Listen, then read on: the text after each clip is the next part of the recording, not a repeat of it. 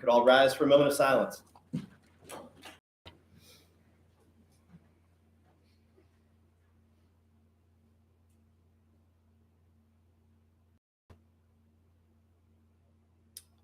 All right, Mr. Barton, can you read us the pledge? Pledge allegiance to the flag of the United States of America, to the republic for which it stands, one nation, under God, indivisible, with liberty and justice for all. Thank you. All right, moving on to public comments.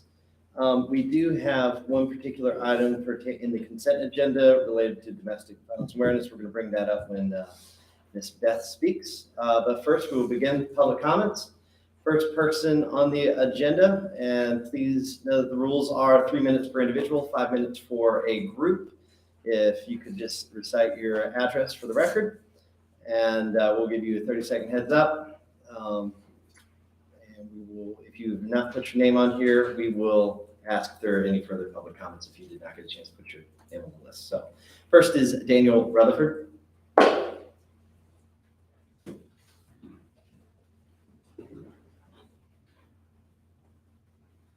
Good afternoon. I'm Daniel Rutherford, and I'm coming as the Commonwealth's attorney here in Nelson County. My address is 84 Courthouse Square, Livingston, Virginia. I want to come before the board and just announce, as we've just learned, that we've accepted and received we've been approved for the $700,000 drug court grant. It's a 4-year grant, and I want to come and thank the board for the help. It has been a very tremendous effort that will help the citizens of Nelson County. It will take away a lot of the burden of the citizens having to pay for drug court, as this grant pays for a vast majority of the services, for the testing equipment, for the computers, printers, and personnel for drug court. I want to first thank former Chairman Reed for your help on us beginning, and the current chair, Mr. Rutherford, as well as the rest of the board for your vote. It was tremendous. So Mr. Barton, Mr. Parr, thank you. And then we also had partners that made this very possible. OER, Region 10, Kyle Hughes, a local attorney who donated his time to help be part of the part, as well as our circuit court judge, Mike Doucette.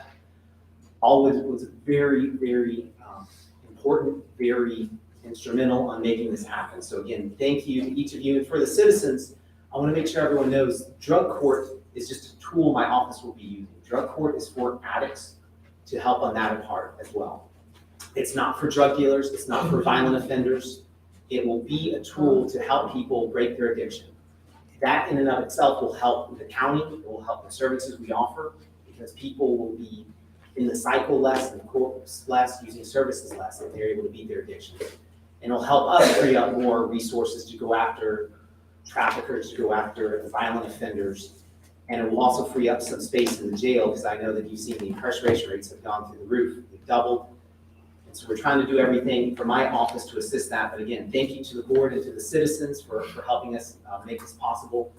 And look forward to working with y'all through the coming years and seeing this play out and being very fruitful. Thanks again. Thank you. Congratulations to not just the Commonwealth's Attorney Office, but the county at large. This is a great step forward. And I think this has been an initiative, Mr. Reed, you've worked on for a couple of years now, right? How long? Yeah, started with the Wellness Alliance about 5 or 6 years ago. Trying to get something started, so I'm glad that finally come to pass. Wonderful. Thank you, Dan. Thank you. All right, moving on to Beth Phelps, victim witness. Today is a special day, so I will be pulling upon her conclusion from the consent agenda, the October Domestic Violence Awareness Month proclamation. So upon her conclusion of comments, Mr. Reed, if you could make a motion. Come forward, yes, please. Good afternoon. I want to thank the Board of Supervisors once again. Excuse me, Beth Phelps, 84 Courthouse Square Victim Witness Program. I want to thank the Board of Supervisors once again for recognizing October as Domestic Violence Awareness Month. Last year, the Nelson County Victim Witness Program offered services to 158 victims of crime. Of that number, 67 were victims of domestic violence. I want to thank the Sheriff's Department for the work they do with victims. These are by far the most dangerous calls that they answer. And I also want to thank the Commonwealth Attorney's Office for the work they do. These are very difficult cases to prosecute, and they work very hard to ensure justice for these victims. In closing, we are hosting our annual Candlelight Vigil, October 20th, from 5:30 to 6:30 here at the courthouse. And we hope that you will join us as we recognize both victims of domestic violence and survivors. Thank you. Thank you. Mr. Reed, if you can make that proclamation. Okay. This is proclamation P 2022-2. Nelson County Board of Supervisors recognizing October as Domestic Violence Awareness Month. Whereas the problems of domestic violence are not confined to any group or groups of people, but cross all economic, racial, and societal barriers, and are supported by societal indifference. And whereas the crime of domestic violence violates an individual's privacy, dignity, security, and humanity due to systemic use of physical, emotional, sexual, psychological, and economic control and/or abuse, with the impact of this crime being wide-ranging. And whereas no one person, organization, agency, or community can eliminate domestic violence on their own, we must work together to educate our entire population about what can be done to prevent such violence, support victims and survivors and their families, and increase support for agencies providing services to the community members. And whereas the Shelter for Help in Emergency and the Nelson County Victim Witness Program have led the way in the county of Nelson in addressing domestic violence by providing 24-hour hotline services to victims and survivors and their families, offering support and information and empowering survivors to chart their own course for healing. And whereas the Shelter for Help in Emergency commemorates its 43rd year in providing unparalleled services to women, children, and men who've been victimized by domestic violence. And whereas the Nelson County Victim and Witness Program currently provides victim advocates and a support group for those seeking relief from domestic violence in Nelson County. Therefore, be it resolved, in recognition of the important work being done by the Shelter for Help in Emergency and the Nelson County Victim Witness Program, the Nelson County Board of Supervisors do hereby proclaim the month of October 2022 as Domestic Violence Awareness Month, and urge all citizens to actively participate in the elimination of personal and institutional violence against women, children, and men. All right, we motion from Mr. Reed, second from Mr. Harvey. Any further discussion? Hearing none, we'll do a roll call vote. Mr. Harvey? Yes. Mr. Barton? Yes. Mr. Carr? Yes. Mr. Reed? Yes. Mr. Rutherford? Yes. And I guess we should thank Mr. Will Flory for writing that grant with the drug court. Thank you, sir. Yeah, give him a round of applause. He's waiting for it. Good job again. Everyone speak in your microphones. That's what he really meant. All right. Moving on to Chris, you put your name on the list, but you're presenting. Did you want to say something in public comments? All right, that's what I thought. All right, moving on to Eleanor.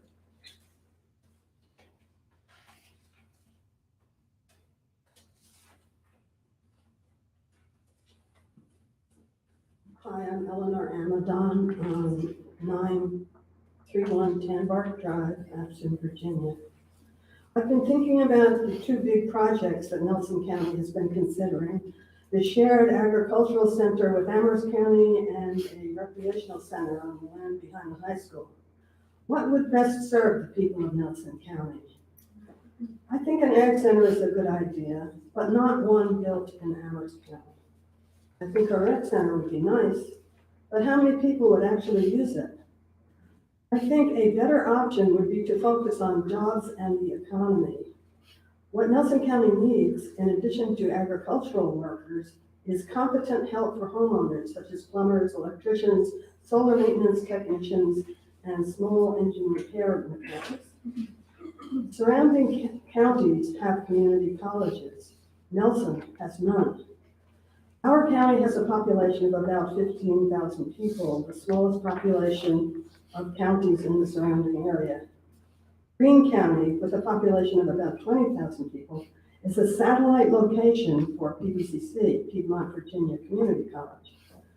Charlottesville and Albemarle, in addition to having PVCC, have KTEC, the Charlottesville-Albemarle Technical Education Center, which is run by the public schools and offers vocational courses for high school students and adult learners. We could start small, first finding out from Nelson farmers what kind of skilled workers they need, and then finding instructors to teach those skills. Farm-to-table operations might want classes to segue into the food preparation and hospitality trades. The instructors could provide wish lists of what kind of facility would best serve them and aid in a stepwise approach to building a facility specifically tailored to the needs of Nelson County. We could offer courses to help people obtain certificates in various trades and build a skilled, homegrown workforce of people who want to live and work in Nelson County. There are many potential resources in the surrounding area that could aid our discovery process. Two additional examples are Blue Ridge Community College in Wayers Cave, which has a veterinary technology program, and Central Virginia Community College in Lynchburg, which offers many courses in skilled trades. We could learn from those institutions the ins and outs of running such an institution and use them as a springboard for acquiring instructors who might even decide they want to move to Nelson County. Please take a long-term view of how best to facilitate and 30 seconds. enhance an adaptable, sustainable quality of life in Nelson County. Thank you. Thank you, Eleanor. All right, that is all who I have signed up. Is there anyone else who wishes to speak in public comments? Come forward. State your name and address for the record. Hi, my name is Tracy Hinkey. I live at 631 Northgate Avenue, Waynesboro, Virginia, but I am the co-executive director of the Nelson Community Wellness Alliance. Stephanie Martin, I live at 3480 Bleak House Road in Earlsville, Virginia, and I am the co-director of the Nelson Community Wellness Alliance. It is my great pleasure to say thank you so much for all of your support. We have been really, really grateful to hear that we received a $3 million grant from HRSA for building a community health worker training program here within Nelson County. And it's really the culmination of years of work from Stephanie, a number of organizations. We're very, very pleased to give some credit to, Ernie has been working with us for so long, and Tariq has been such an instrumental part of the Alliance, the Commonwealth Attorney, the Blue Ridge Medical Center, almost every agency in Nelson County, this Board of Supervisors, there's been so much support for this program, and having the opportunity to use this grant funds to both partner with the school districts, the community college, in order to create some of those programs for potentially dual enrollment, or residents might be able to, come and receive some training with financial support beneath them to help with some of the health provider shortage in the area and create new jobs in Nelson County that are more focused on serving the citizens here. We're working on transportation bridges so that folks that are out in the rural parts of the county that don't have transportation to get to their medical appointments would be able to receive them. Students that may not go to a four-year university would have a different opportunity to get training for a job that really has a lot of job security right now, and there's a lot of opportunity for them in this area and in the region. So we're extremely grateful for this opportunity, and we cannot wait to implement it. We're already running as fast as our feet will carry us. So thank you so much for all of the support, really and truly. Did I miss anything? No, got it. Thank Excellent. you. Congratulations. You so I will say, I think I was there at the meeting when we did the brainstorming for the name. I think I was there until that Yes. point. Yes, so you were. I made it there. Excellent. Excellent. Great, Thank awesome. you. Thank you guys so much. That's great news. Anyone else wish to speak?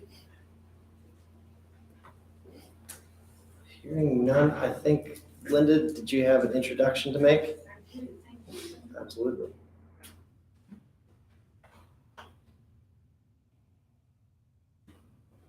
Linda Staten, the new Director of Finance and HR for the county. And I am very pleased to introduce to you today one of our newest members of the finance team. This young lady comes to us, she's a Nelson County High School graduate. She has attended and graduated with a Bachelor of Science from James Madison University.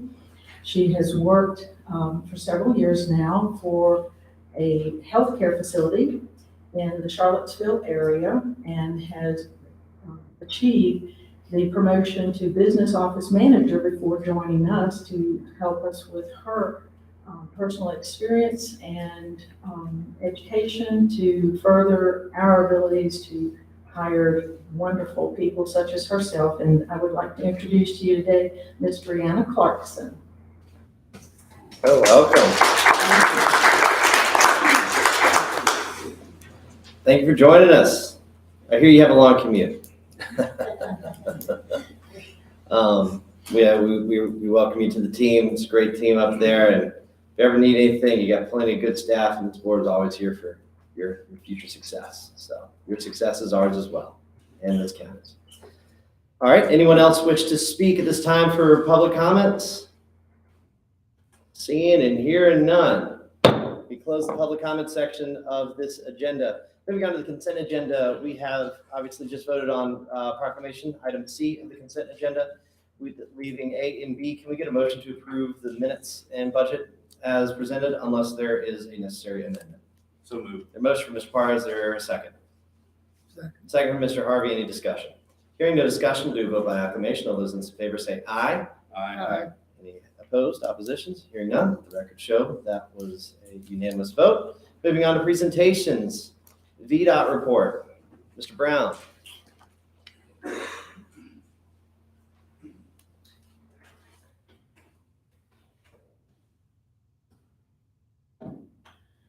All right.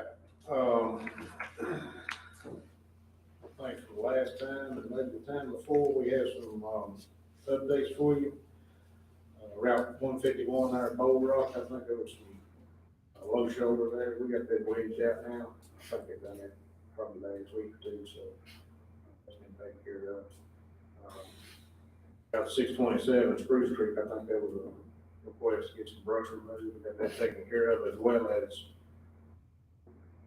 getting the trees trimmed back for site distance there at the intersection with 151.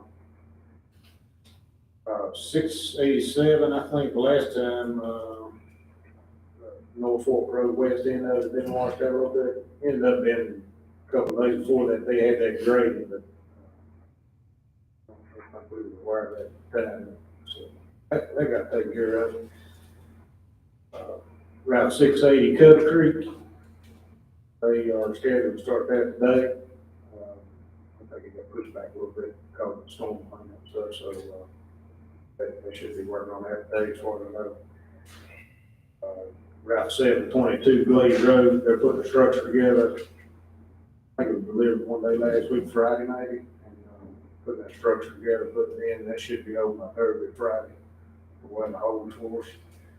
And then one last road we have closed right now, detour is Route 718, where down off Route 29, where the slopes getting repaired, and that should be open by Wednesday or Thursday as well. So getting several things knocked out there that kind of ongoing. So that's all the new old stuff I have. So if y'all got any new stuff, All right, take it that direction. great. Ms. Barton. No. Mr. Harvey. Ms. Reed. Just big thanks for the old stuff. Everything done, appreciate it. Mr. Parr. Just thank you for Mr. Cottrell's driveway, the pipe on Roseville Road. Looks good. We got that Yeah, thank you. time before last week. So. Yes. Or did they ever, They were working on it the day of last month's meeting. nice. Did they get the easement stuff all done for that tower? For your cell tower? It should my be understanding underway. that Verizon is moving forward, and I So they think don't- they worked something out. Got it. Coming through. I was just curious what that was. All right, I do not have anything at this time. I had some direct conversations at Shipman, and they took care of it in Woodby Split, some pipes that blew up during the hurricane, so All right. you got some good workers there. Anything, just let us know. see what we can do. Great. All right. Thank you, sir. Have a great day. And tell Robert we're thinking of him. Yes, sir. Moving on to pathways from poverty to prosperity, Sarah and Chris. It is nice to see you guys. We've had many interactions about what we have going on in the county, and it's nice to see something be put on paper. So, Exactly, thank you. Good afternoon, everybody. I'm Chris Sandquist, the Nelson County representative to the board of the Monticello Area Community Action Agency. When we were together in April and you approved me as a board member, I was struck by the fact that Chairman Rutherford came to me and said, you know, I'm looking forward to having a very active relationship with MACA. And so took the opportunity thereafter to get in touch with him, and together with Dr. Sarah Hanks, the executive director of MACA, we have had, gosh, at least 3 meetings, if not more. And Jesse articulated really the vision for what we're going to talk about this afternoon. And so we're very thankful that to find such a welcome on behalf of the Board of Supervisors. And with that, I'll leave it to Sarah. Thank you very much. Thank you all. It's a pleasure to be here this afternoon, and I'm looking forward to our next steps and continued partnership. Want to provide a little bit of information about our agency and an overview of the work that we do as your state and federally appointed anti-poverty agency. We begin each of our meetings as a board and governing body by reciting the promise of community action. Community action changes people's lives, embodies the spirit of hope, improves communities, and makes America a better place to live. We care about the entire community, and we're dedicated to helping people help themselves and each other. And I see that every day in our work here in Nelson. The community as a whole and individual neighborhoods really do pull together. I think our partnership with the board and other agencies in the community demonstrate that as well. I hope you see our agency moving forward to meet the new and changing needs of Nelson County residents. We're moving toward being recognized as the go-to poverty elimination leaders in Nelson. We'd like to be recognized as experts and resources on poverty resources for solutions. We'd like to be focused on external collaborations and our partners to reach mutual community goals. We'd like to be active in our community in regards to economic development and solutions to poverty. We'd like to be acting on behalf of and advocating for the people of Nelson County. We'd like to have expertise, understanding of your local needs, and acting toward solutions, solving problems, collective impact models, and convening of leaders as we are today. We'd like to be focused more on eliminating the causes of poverty. We're going to talk a little bit more about that today. And really working at a community level for sustained, lasting change. We'd like to be engaged in meaningful ways for supporting the mission of this board, our partners, and broadly ensuring that we're able to deliver on this promise to our community. Tell you a little bit about FY22. Just closing our fiscal year in June, we operated 3 primary programs here in Nelson County. I know many of you are familiar with Head Start, and I'm excited to hear your superintendent's report momentarily. We do operate 2 classrooms, Head Start preschool classrooms for students ages 3 to 5, both at Rockfish and Tide River Elementary Schools. Those classrooms were fully enrolled in FY22 and remain fully enrolled at capacity today. We are extending our wait list for students to enroll in preschool programming at those 2 locations. We provided emergency assistance in FY22 to more than 95 households. In comparison to the other communities we serve, Louisiana and Louisa, we're seeing that the rate of requests for assistance in Nelson County is 62% higher based on the population size. We have work to do in Nelson to alleviate and eliminate the causes and conditions of poverty.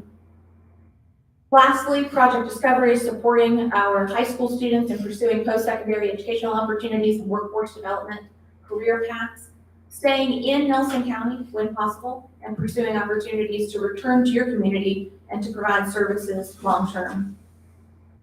With that though, moving toward an image and a portrait of who's experiencing poverty in our community today. we have 13.7% of Nelson households experiencing poverty.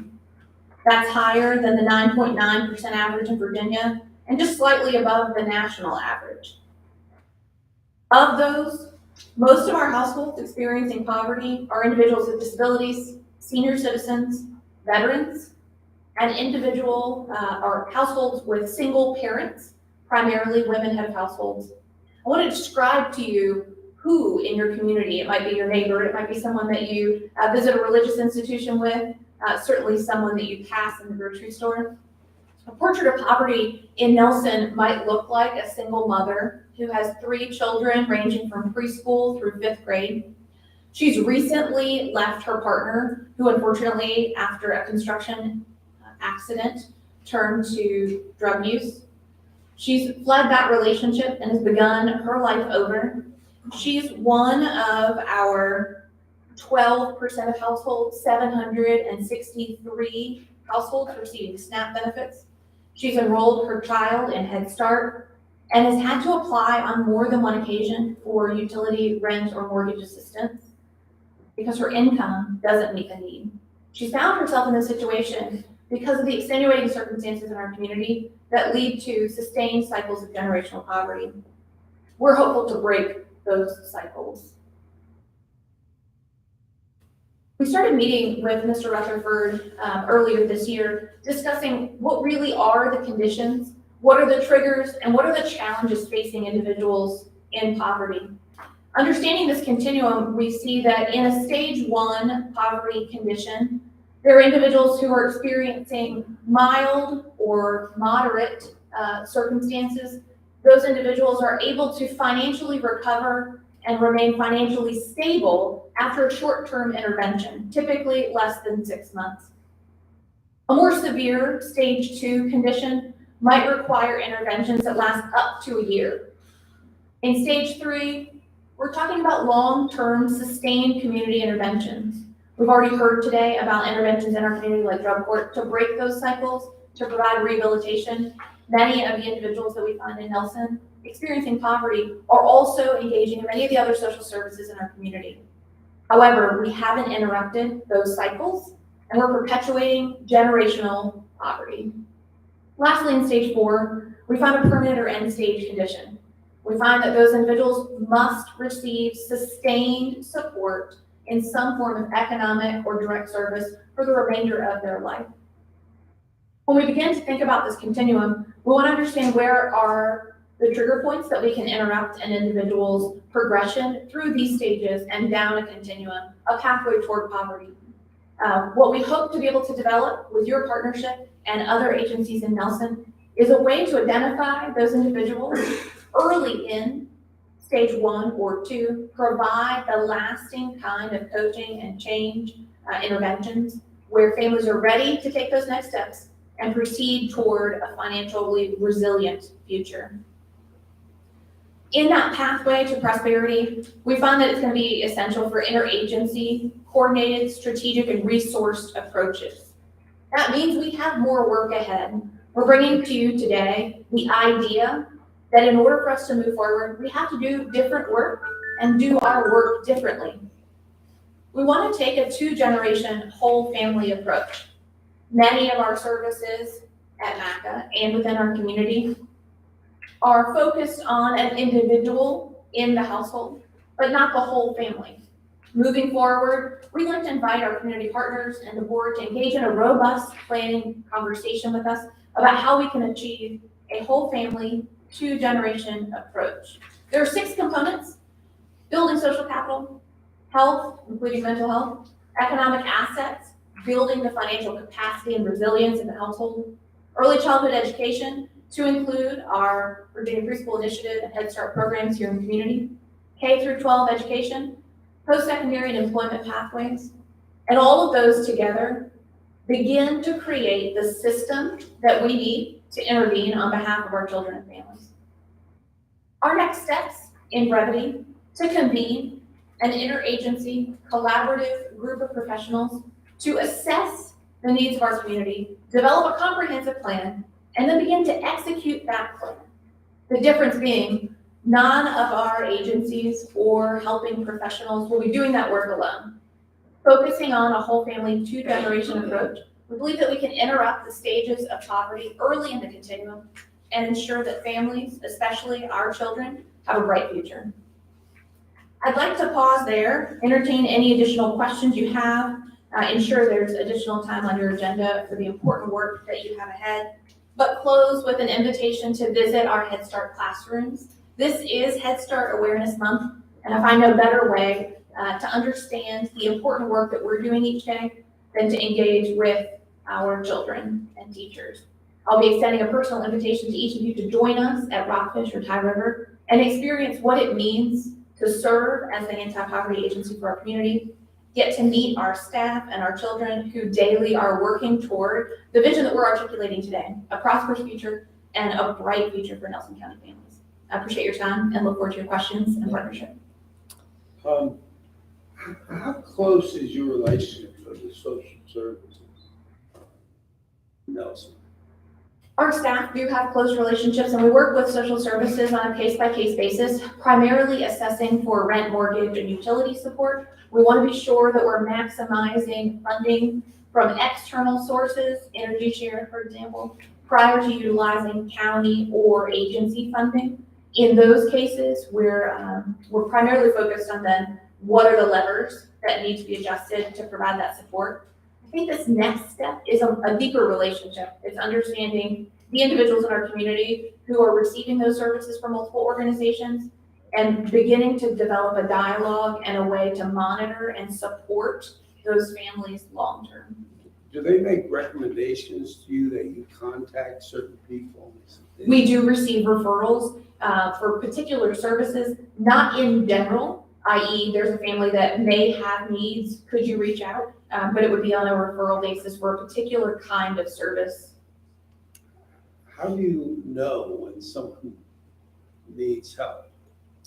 Typically, a client or family would reach out to us directly, or they're referred by another social service organization. Our agency is continuing to meet food needs, fuel and medication assistance, rent and mortgage assistance, as well as utility assistance. A primary focus in Nelson has been ensuring that families can maintain safe, stable housing, and that means running water, electric, and food to provide nourishment. Do the schools make recommendations? Yes, sir, they do.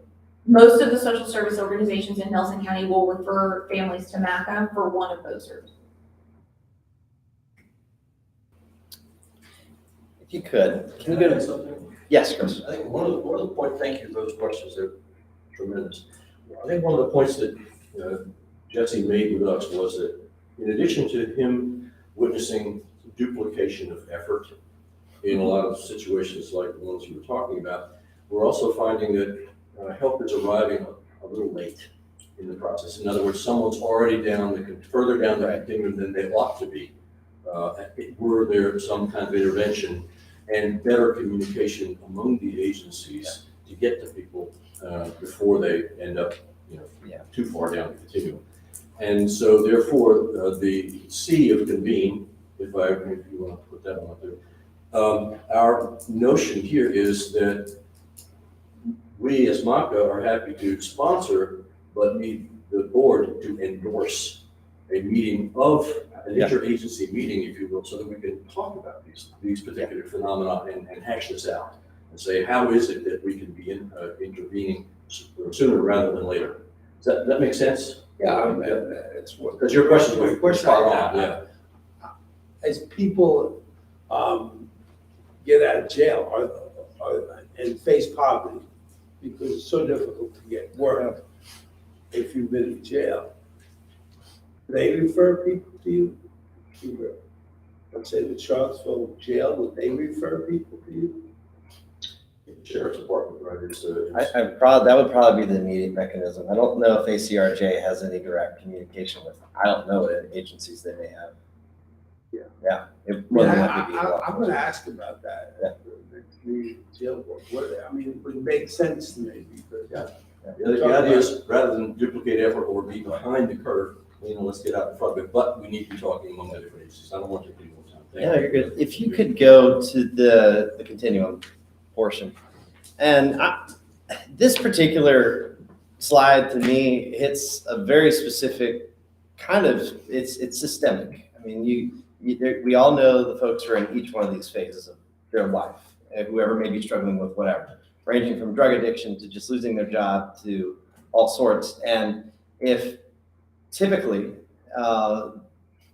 stages 1 and 2 aren't taken care of, stage 3 happens and it becomes generational.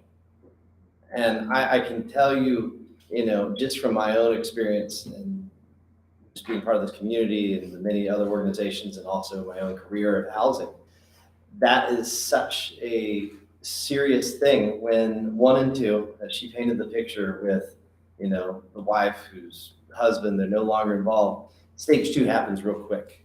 And then once stage 2 is not addressed, stage 3 is just where their life's going to be for the entirety of it. And one thing that I think that we as a board, and I don't know how much effort, of course, with them being interested in that conversation is, there is some duplicity in what we see. I mean, we do the budget every year and we look at the agencies and there's some that do the same thing 3 times, How is it that redundancy can be complemented? How is some of that, how can other organizations maybe expand on that? I think this helps us kind of know which groups of people we're trying to help and with which agencies in some way. Yeah, so what else do y'all think?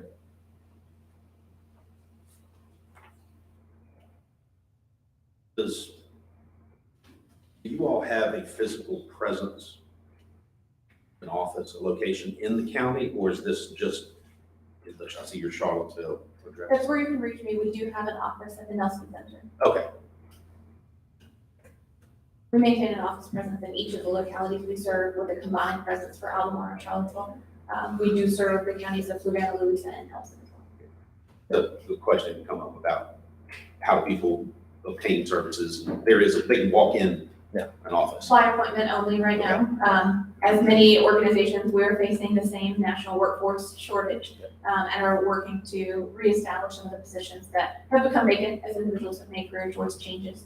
Ultimately, the work that we believe needs to occur in Nelson and that we'd like to replicate in other areas, but we find a specific opportunity here in Nelson now, is a whole family 2-generation coaching model. It works across the state. There have been several pilots conducted and funded by Virginia Department of Social Services.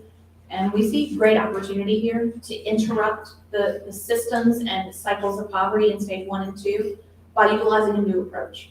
It really does though take our entire community making an investment together in that work and supporting a new way of engaging families.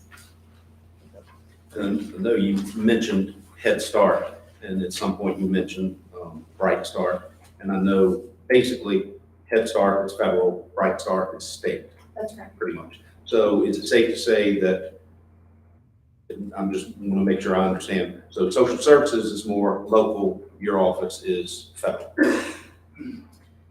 Both our office and social services receive state funding. CSBG funding, our community services block grant, is a federal appropriation entitlement funding for each locality that's designed to provide infrastructure funding and innovation funds to fight poverty. Social service has a directive from the state for their funds. CSBG funds pass from federal to the state as a distribution to community action agencies, of which there are 31 in the state. Funds from DSS, we would be eligible, so DSS does administer those funds. Department of Education does not administer Head Start funds. Those are direct federal funds.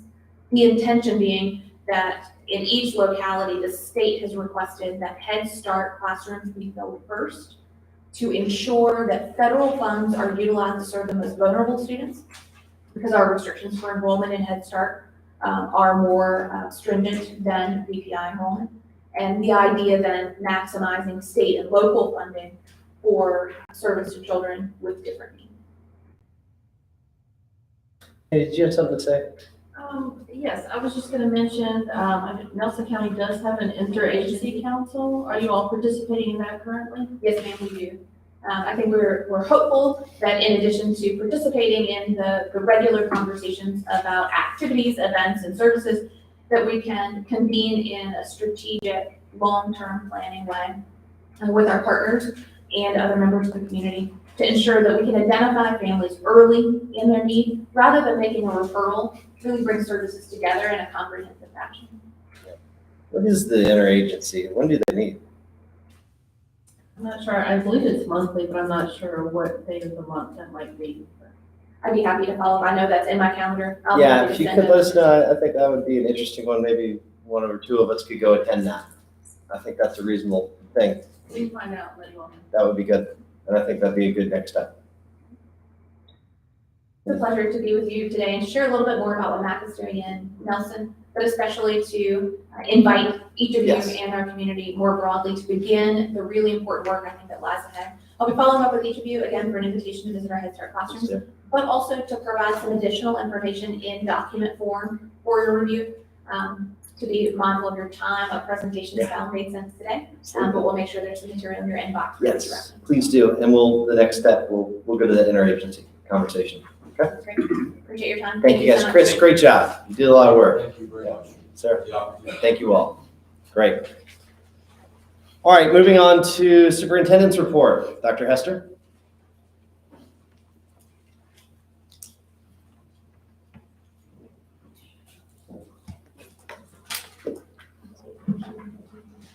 All right, how's everybody doing today? Great. Fantastic. Just waiting for technology. I have that. Thank you, awesome. All right, well, thank you very much for the opportunity to speak with you today on the superintendent's update. My name is Amanda Hester. I'm a new superintendent here in Nelson County. I've been here for about 3 months. Still, I'm gonna say I'm still new as long as I can, so I appreciate it. But again, just want to reiterate, thank you very much for the opportunity to present on behalf of the schools and sharing information on the opening of the 22-23 school year. Just as a reminder, this is our mission and vision of the schools. Mission of Nelson County Public Schools: we educate students to become skilled, responsible citizens, productive, and enlightened, who contribute to society. And that's an overriding theme that we have throughout everything that we do. And the vision is empowering generations through excellence in education. And I think that is very reflective of the community and the population that we serve. We're incredibly excited to be able to formally announce that all 4 Nelson County Public Schools are fully accredited. And what full accreditation means is there's a tiered 3-level scale of criteria that the VDOE uses to evaluate overall achievement, achievement gaps, and student environment, such as like on-time graduation, chronic absenteeism. So it's a multi-tiered system. It can be complicated at times to try to fully explain because it goes off of current years, 3-year averages. It kind of works in a lot of different ways. But nonetheless, when you have 89% of Virginia schools accredited and we're fully accredited as well, we're pretty proud of that because there's a lot of work that went in to get into that point that we weren't fully a couple years ago. And so I do want to point out that that is reflective of the hard work of the staff, all staff, and also the students in the community. So it's a global effort on that. In terms of division engagement, this is something overall we are really, really dedicated to focusing on. As you see here, a lot for me coming into a new school division is really becoming aware of the ways of Nelson. And one of the ways we do that, we're trying to bring everybody together. I have a superintendent advisory council in which we try to take feedback. And one of the feedback was, hey, do we have opportunities to get all of our schools, all of our staff together, not just the high school or not just elementary schools, but get everybody together. And we held a homecoming tailgate, which you see a lot of pictures from this, and had representation from a lot of different members throughout the entire school division. So it wasn't just for teachers, it was for all staff, because we fully recognize the importance of all roles within the school division. We also have a lot of National Honor Society taking a lot of pride and spirit in the schools, and we're trying to turn them loose on our buildings, on our campuses, working with our younger students. And what you see them doing is really kind of, as I call it, Nelsonizing our school division. And that's really kind of putting the mark of the governors and NC all throughout their school and really taking that pride and giving back to their community service to be able to celebrate it.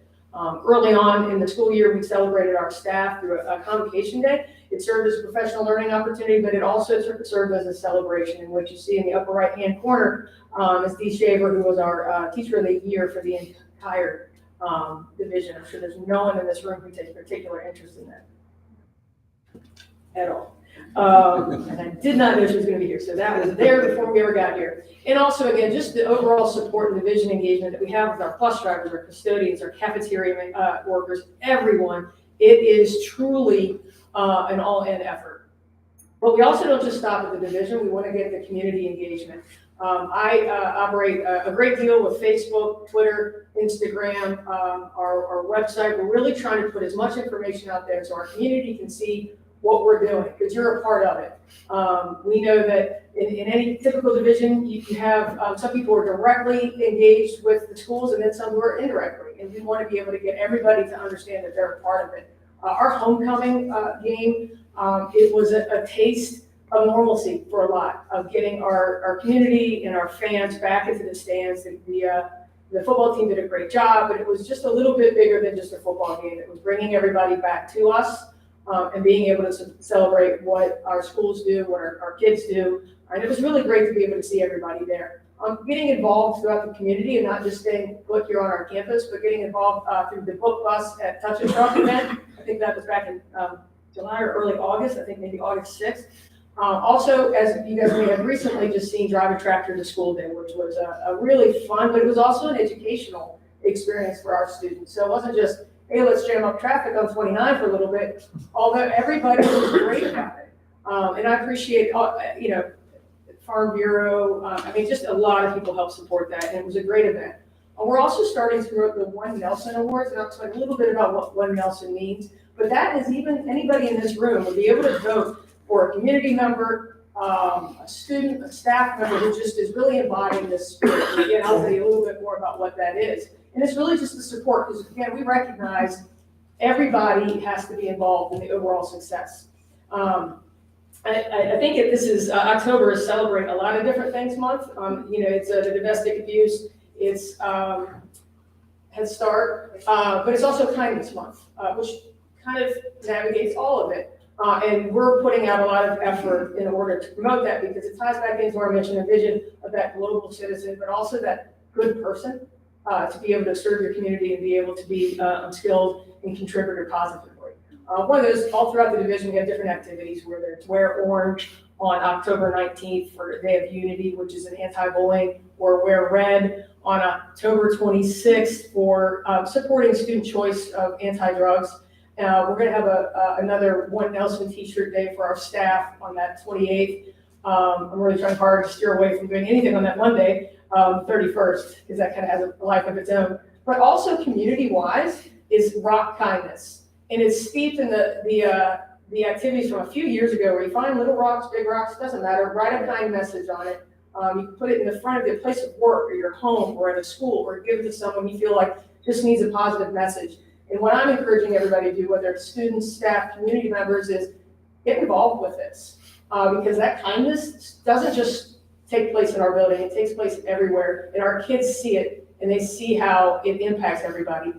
Paint a rock with a kind message. It can be something as simple as be kind. Take a picture of it and then email it to me, because what we try to do is we try to then put it back out for everybody to see and have that cyclical effect that we see come back to us in the schools. And just generally in the community, I think being a newcomer to this community, I'm overwhelmed at the generosity and the hospitality of everyone, and just the kindness, and people who come here like, why are they so kind? Why are they so nice?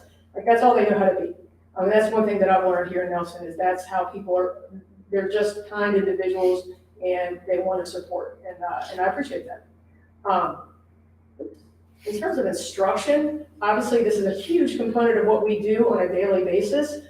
We try to take care of that culture piece, because without that positive culture, it's hard to do all the other things. But we are deeply invested in the instruction.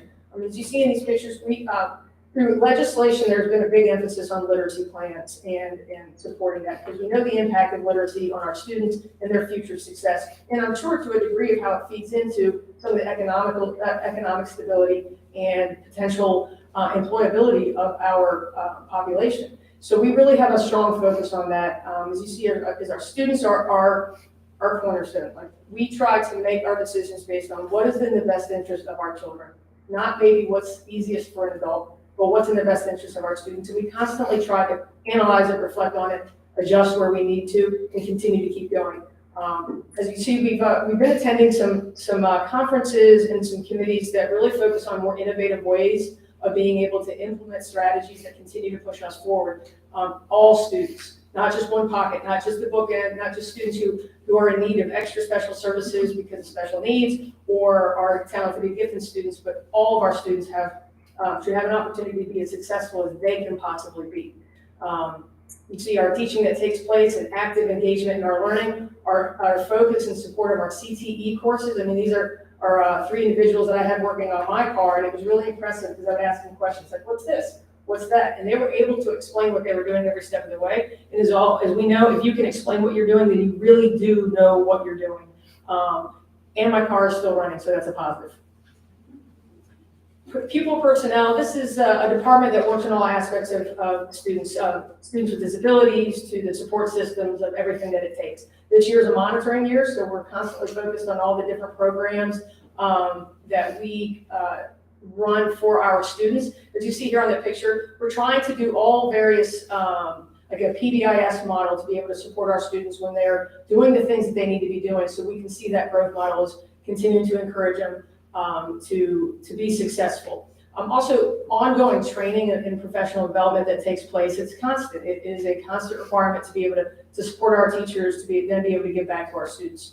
We are using a pilot for an alternative education program. We call it the Governor Pride School, GPS, to be able to find their way back to the classes that they need to be in. And really, this is a way to cut down on the amount of lost instructional time due to certain discipline or behavioral issues that we're seeing, and not to just dismiss our students. We have high expectations, but we also want to have high support. We want to hold our students accountable, but we also want to support them in understanding what's going on, how do we support them, how do we get them back into the classroom and be successful, because this contributes to our attendance, it contributes to the student achievement, but it also contributes to on-time graduation, which is a component of accreditation. So this is something that we see as a program to build and to keep our kids with us, as opposed to expelling or as opposed to sending them to another program. We want to keep them with us because they're ours. We are able to provide school counselors down there to support them, administrators down there to support them. It keeps the relevancy of the building and their interactions here with us, and we're pretty excited about this. Human resources and communications, the Human Resources Department works tirelessly to continue to recruit and retain by training or supporting our highly qualified staff. That is one thing about Virginia is the requirement it takes to be in education. We hear, oh, there's a shortage of educators. There's a shortage of qualified educators. We can find people with a pulse, but it's finding those individuals who have those endorsements or who are qualified that we can put into those positions. That's the tricky part. And also nowadays, over the last 3 years, finding people. That's become a problem for everyone. So we are shifting into the process of recruiting all throughout Virginia, but also along the East Coast and Mid-Atlantic. Primarily, we'll be in the next few months looking into Pennsylvania. A lot of times has fantastic education schools and a great workforce to pull from that they can't find jobs up there. We also like to sell them. I'm really excited about this because look around. I mean, it's a beautiful place to come and live. And we have a great school system to be able to offer. And it's just being able to find them, get them down here so they can see it and really kind of be able to be a part of it. But a part of human resources are also being creative. If you know we're having staffing challenges in terms of actual physical people, thinking outside the box. The picture you see in the middle is one of our students. One of the things I believe very firmly in is providing work-based learning opportunities. Creating that pipeline, as we've mentioned before, is future Nelson employees, not just of the school system, but of the entire community.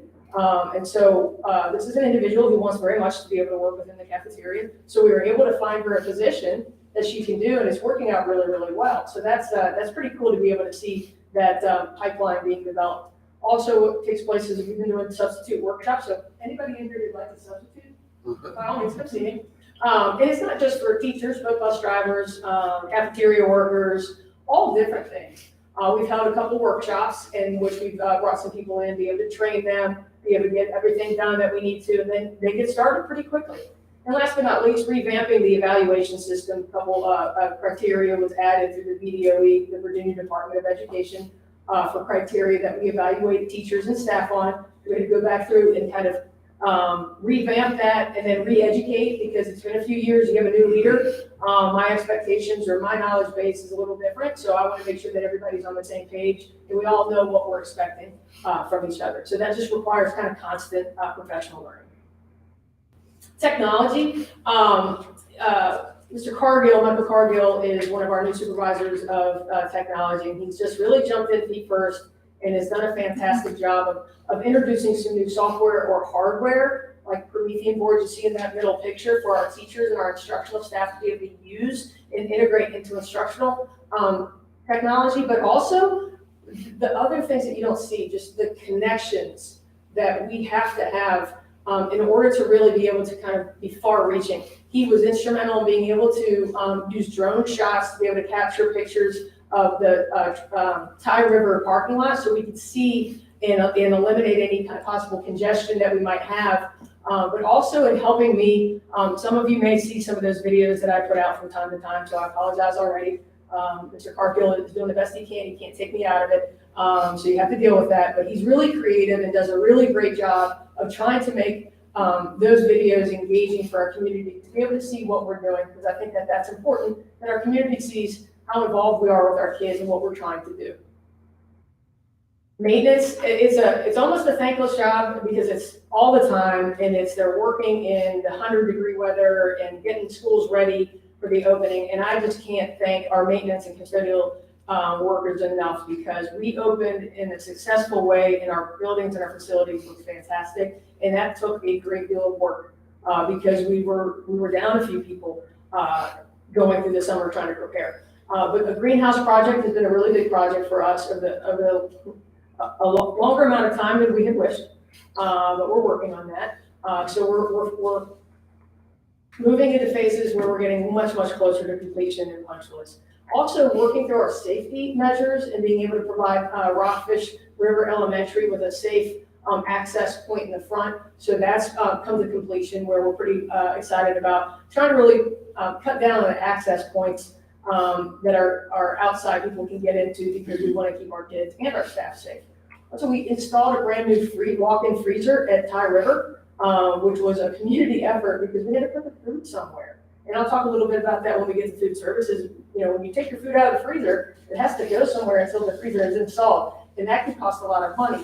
But we had a community member who was really, really generous in being able to help us out with that. And last but not least, maintenance really worked hard on putting the gravel down in a safe space to be able to drive for the parent pickup drop-off at Ty River. So they've been incredibly busy, and early on, I was really lucky to be able to be a part of when we switched on the lights at the baseball and softball fields to be able to have the kids safely participate in activities and also save on instructional time, because you're not releasing people early from class. It's safer. You can see the ball. When you have a ball being hit right back at you, it's really hard if you don't see it to protect yourself. And it's also it shows our students that we value them and the things that they participate in. So those are some of the big projects that maintenance has worked on this year. Transportation, I appreciate the efforts of bus drivers, because that's a tough job. Your job is to get people's most prized possessions to and from school in the most safest manner possible. And it's crazy out there. And it's a tough job. And they love their babies. They absolutely love them, and it's a tough job, and they do everything they can to be able to do this. And there's constant training. As you see up there, the preparation, we're training new employees to come in and get their CDL test and then be able to put them back on the road. And that requires the understanding and the inner workings of a bus. You can see there in that middle picture, they do quite checklists before they go on runs. So everybody understands this is how it works. And that's a part of that training.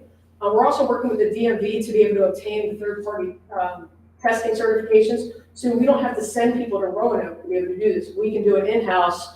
It takes some coordination with the DMV, but we can do it in-house, and that saves us some time. For instance, Mr. Ashley and a couple of people from transportation had to go out to Roanoke, participate in a 4 or 5 day class with DMV to be able to do this. And that's so we can be able to support our transportation staff in a much more efficient and streamlined fashion. Food nutrition, we operate in what's called CEP, which is a community eligibility provision. And what that is, and I appreciate Miranda for being here to present a lot of that information on poverty, is when you take a look at the population of our students, we have a large degree of our students who are economically disadvantaged, which qualifies us to be able to participate in the community eligibility program, which means all of our students eat breakfast and lunch for free. It is a program that's been designed to be able to support families who qualify. In our schools, I think we were last year about 60%, 66 economically disadvantaged. And so that's significant. We know that our students won't learn if they're hungry. That's Bloom's. That's Maslow. That's like basic human need. And then when you start trying to throw some things on them like, hey, we put some letters in with your math to figure it out, it isn't going to work because they're hungry. That basic need has not been satisfied. And so I appreciate the work of our cafeteria workers. As you see all of them down here, I mean, they jump in with all of our Spirit Days. They jump in with working with our students on everything that they can. They're a part of it. They are integral in what we do, and we appreciate them so very much. And also the different activities that we do to celebrate certain aspects of nutrition. We had Farm to School Week this last week, which our schools participated wholeheartedly in. We see a bunch of kids running around in flannel and looking like farmers, and that was in celebration of the Farm to School and the Crunch Herd around the world, where we take from a lot of our local businesses and organizations like Drumhellers and Sand. I mean, we work with a lot of our local to be able to provide us with some of these materials to be able to work with our students. Like, for instance, broccoli or the apples, the gala apples that were provided that a lot of our students had never tasted before. And so what a cool experience to be able to see that with our children. As I told you, Mr. Johnson up in the upper right corner really saved us with being able to take some of our food off of our hands and keep it in their freezer while we were installing it, because that would have been a pretty big costly effort. So we put our freezer at the Tide River Inn, and we appreciate the support of the community to be able to do that, because without things like that, our schools, we can't keep our food ready to go. And last but not least, you've seen this, I've talked about the One Nelson teachers, you've seen a lot of pictures, and it's really something that I felt was important to really kind of instill. We had Matthew here presenting some information, and I know we took on the responsibility of providing after-school care for our students when the YMCA was no longer able to do it. And we do that because that's what we want to do for our families. Our families are in need. So we'll continue to keep reaching out. I know Ms. Douglas has reached out a couple of times to work with you guys. So we'll We got that email yesterday. Yep. So we'll hook up with that. But it's that understanding that it takes a collective effort to be able to make a school division successful. And not only just within a school division, but it takes, we've seen Sheriff Hill and his crew escorting us for the driver tractor to school. They're at our football games. We have that inflow. We have a MOU with the SROs to be able to keep our students and staff safe. But they help us whenever we're in need. I mean, I've met quite frequently with Sheriff Hill to be able to discuss things like how do we continue to help address drug use, not only in the community, but before it gets to be a big problem with us here in the schools. How do we help support parents or grandparents who are working with our kids? And he's been a big support. We've had the support of Ms. McGarry in being involved in some of the things that we're doing, and just as simple as getting dressed up on a Spirit Day. The reflection of the support that has for us, people see it and they notice it. All these individuals that you see here, I could possibly put all the pictures of everybody that's so valued for us, but these are the workers that get it done, whether they're instructional aides or custodians or the sheriffs or custodians and community members and front office staff. They are integral to what we do. And One Nelson is that spirit of the mentality that everybody is valued. They're essential to what we do, and we're really trying to celebrate that. And that involves our community as well. Because without that support, it's a lot harder for us to do what we need to do And so I just appreciate that. And you'll see this more and more kind of throughout. That's something that we're really trying to promote. So I just want to say thank you very much for the opportunity to be able to kind of get with you today, to be able to share our updates on what's taking place in the schools. You guys, we try to, I know we have some meetings coming up, and I appreciate that opportunity to be able to work together because it is a symbiotic relationship, and how we work is how you work, and how you work is how we work, and I just appreciate that opportunity for us to be able to do this. Thank you. Yeah, thank you. Any questions for Dr. Hester at this Yeah, time? Education is a participatory sport. And thank you for coming and allowing us to participate. And, that what you had to say was what was going on, and we are part of it. And thank you for that. All right. Thank you. Any other questions for Dr. Hester at I this time? do. Oh, you're still going. I'm aware that the teacher shortage. How is that playing out? It's a great question. Our human resources did a fantastic job of getting our positions filled. We are currently interviewing, in fact, for a Spanish position.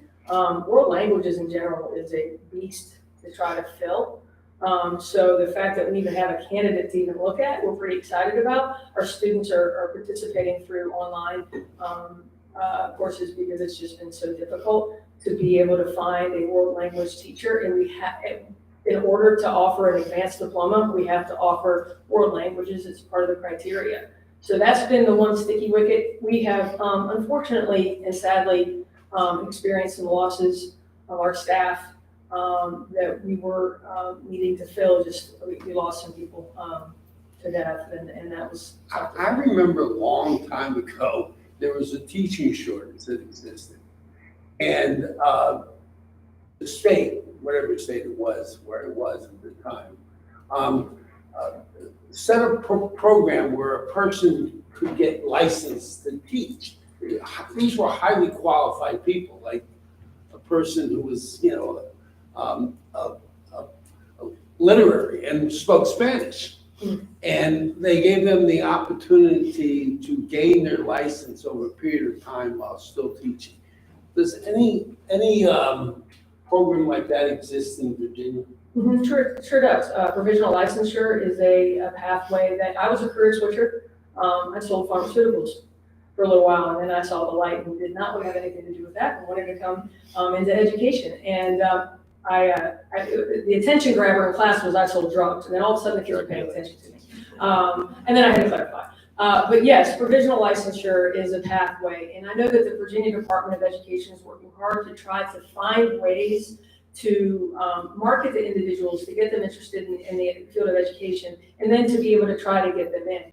Particularly in the skilled industries with like career and technical education, there's been a lot of push to try to encourage individuals from the private sector to be a part of education and try to work with them when it comes to endorsements or licensure. Now, one of the problems getting teachers in Nelson County is they can't afford to live here. And there's huge benefit to those people who are from here. And what family has land or they know people, they can get opportunities to. And I know several people, those examples aren't necessary to say, but who are from Nelson County, who are highly educated and interested in becoming teachers, that I have the instinct to believe that they would be really good teachers. Now, if they came down to the education board, would you be interested in helping them? I would highly encourage anybody who's interested in becoming a teacher, particularly in Nelson, give us a call. Crystal Choate is the supervisor for human resources, and she's the individual that could really help kind of walk us through, because we would probably need to encourage a conversation with the Virginia Department of Education and the licensure division. But I would highly encourage anybody who feels like this is something that they would like to do to reach out to us, and we can encourage them in how to go through the process. Unfortunately, there will come a point in time where I can't wave a magic wand No, I and know let that. certain criteria get passed as much as I may want to in certain areas, but But as you as an example, everybody who would be a great teacher didn't necessarily think that way when they got out of school. Sure. They went different directions, but now, for whatever reason, they've decided, but the barriers to become a licensed teacher have become so much greater than they were. yes, I mean, it takes money. I mean, you need to go back to school. It requires certifications or endorsements. And I will say that there has been a great deal of effort to try to put grants into place to encourage people to enter into this industry and to try to bring individuals along.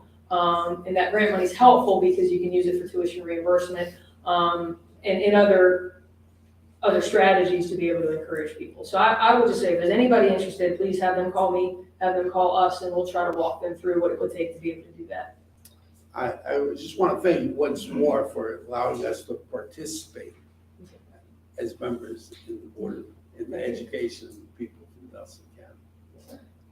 I had spoken to some state legislators recently about the barriers to entry for a teacher, and there's likely going to be a similar approach, I would imagine, from the state on how they answered that question with the healthcare industry. If you look at registered nurses, used to be a 4-year degree or a 2-year degree from your respective. Now you have entities such as Centra, the Jefferson School, that they've streamlined that to be an 18-month intensive course. And so I would imagine in the next 2 to 5 years, you're going to start seeing it. And that's something that I've heard from a couple different people. Yes, my understanding in speaking with some representatives from not only VDOE, but state legislators, but all the representative associations, is that people are trying to find creative ways to entice people to come in. I always say this is, I find it interesting they're not doing that with cardiologists or neurosurgeons. Sure. So I find that interesting, although I was a career switcher, so there's pathways to get there for people who are qualified and have that passion to be able to give back to our students. So I think, I always try to encourage people to do this. It's the toughest job, but it's the best job you'll ever have. I think there's a quote out there: the greatest thing about teaching is you impact children. The hardest thing about teaching is it has to happen every day. Like, you have to be positive, you have to be on every day, and that's the hardest part. Because even when you have a bad day, showing that to a student that's impactful to that little boy or little girl. Because I remember I did not have a positive start to education as a student. And it took several key members, and they weren't always teachers. They were a bus driver or an SRO and some coaches and teachers. So I think that's probably why I'm here. I wanted to be positive. I wanted to have an impact. Any other questions for Dr. Esther at this time? I heard some optimistic news on the pupil count might be up this year. So the September 30 is the deadline, and that's when we start processing all those numbers. So now it's going through verifying. You wish it would be something as simple as like count, we're sitting here and that's how many we know. It's not quite like that. So we're going through verifying and cleaning up those reports. So we hope to have them somewhat soon. Well, we have to, but we don't have them today because we're still going through and coding, making sure the codes are correct. So awesome. Thank you so much. Appreciate your time. Thank you very much, guys. I appreciate it. Yes. Thank you. Moving on to new and unfinished business, Gladstone Depot project. Candy, if you could start us off, and then Lisa and Ms. Absher. Let's go to the bathroom after mutual aid. Is that fair? You okay with that? Mutual aid. Sounds good. All right, good afternoon.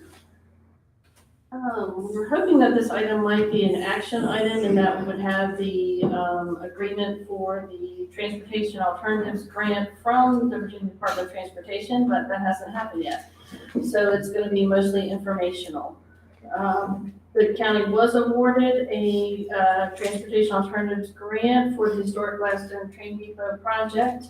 $586,966 in federal funding, which requires a 20% match, which is roughly about $147,000. So once we do get that TAP agreement, that will be a commitment the board would be making in local funds or in-kind match, which I believe Joanne's going to speak to here in just a moment.